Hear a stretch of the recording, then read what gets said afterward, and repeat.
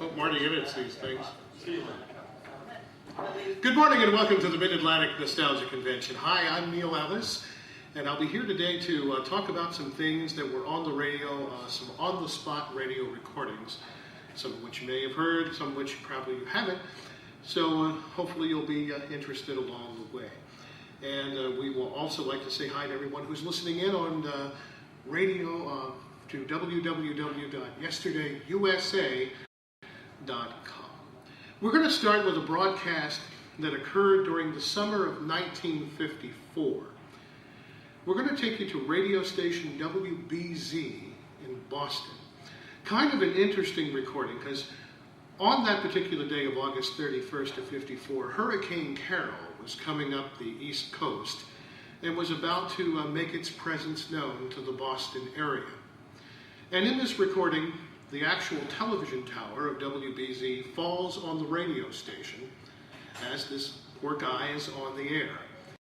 And, well, he does a pretty good job in covering for it. And it's fascinating because in the break where you hear it go dead, they were only actually off the air for 3 minutes. And considering the building was pretty much demolished, I think the engineers did a pretty good job. I'm not sure we could quite do that even today. So let's go back and listen. It's now August the 31st of 1954. On the air with our emergency diesel power. We don't have lights here at WBZ. We're experiencing this very same thing that has struck thousands and thousands of homes and businesses here in southeastern New England. The greater Boston area, we have these conditions. Scores of communities have experienced electric power cutoffs this morning. Boston Edison crews have restored things to normal wherever they can.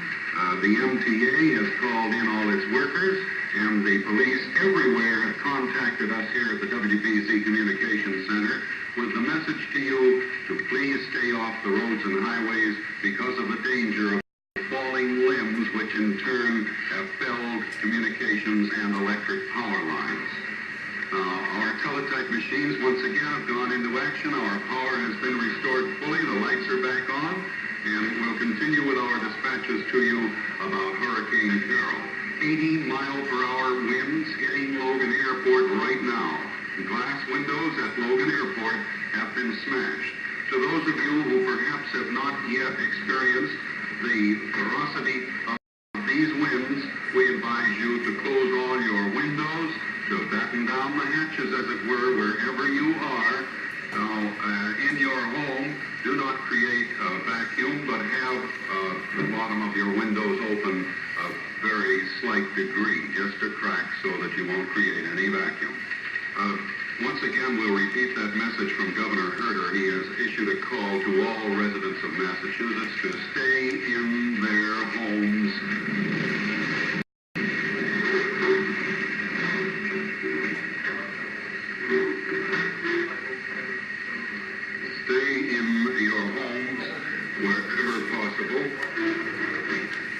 And let me know if I'm still on the air, will you please?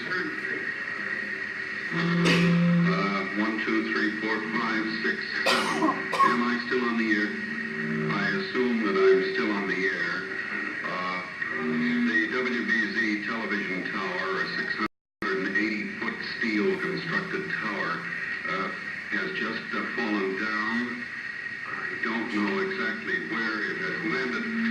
It has landed out across our building and is out in front of our street on Soldiers Field Road. We are experiencing our own difficulties with Hurricane Carol, but we do want to issue this warning to you to be calm. Your only danger...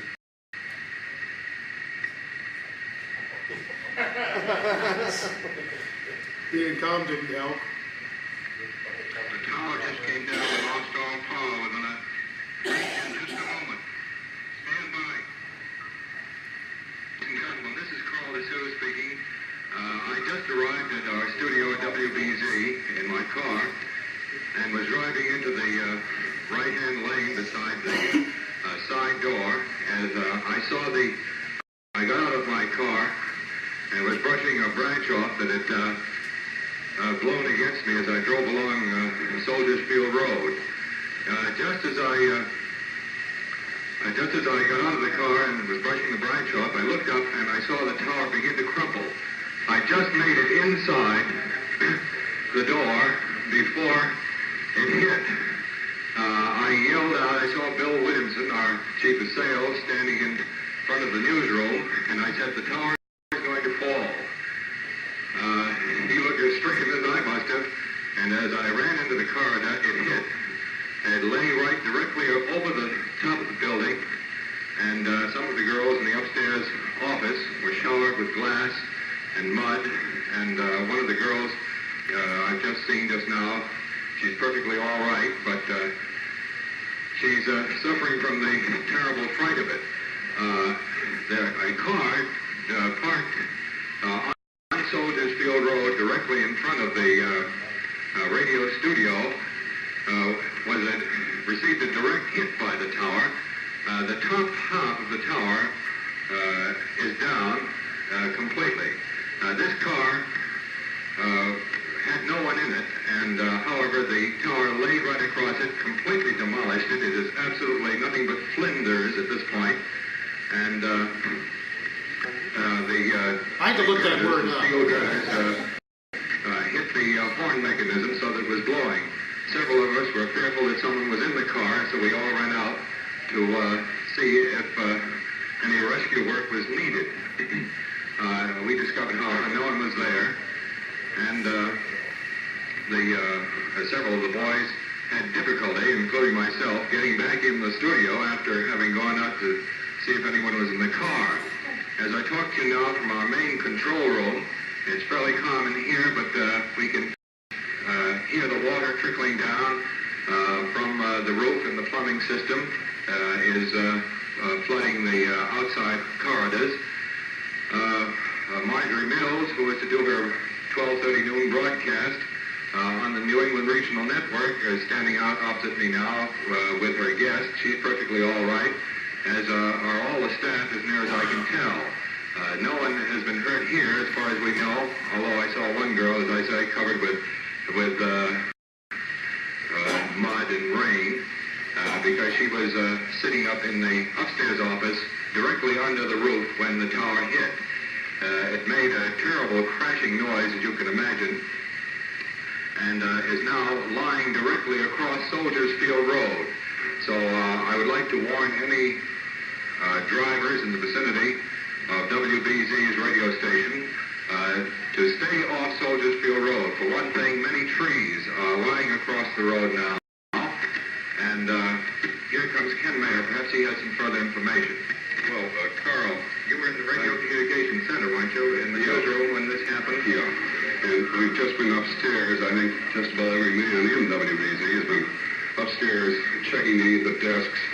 The entire roof of the building on one side has collapsed with the tower coming down across it and burying desks beneath it. And we've been checking to see if any of the girls were up there or any of them are missing. We just hope and pray that none of our girls were trapped up there. One of the girls was up there is down, so we know it's good. As far as we know, we get out. As far as we know, there are no girls up there. And this is quite a happening to us, because here we've been following Hurricane Carol all morning, and suddenly Hurricane Carol came in and blitzed us right to pieces here. So not a typical day at the radio station. It's one day that I would never want to go through. So I heard somebody say Carl Phillips. Yes. And it's amazing. Of course, Carl Phillips from the War of the Worlds broadcast. And I never thought of that until you said that, but it does sound a lot like... Yeah, then it breaks off, and then it comes back one moment, please. Yes, exactly. Yeah. So it's like hearing like the war, but except worse for real, and it's an amazing thing. But there it was from August 31st, 1954, of Hurricane Carol. Now this next recording, I put this into circulation some years ago. I found this at a radio station in Baltimore, WFBR, and it was recorded on the back of a 16-inch electrical transcription, and it was something that no one thought too much about. Well, as it turns out, this is the only recording that exists of some 188 and a half hours of very, very historic broadcasting that occurred in 1937. Here's what happened. There was a flood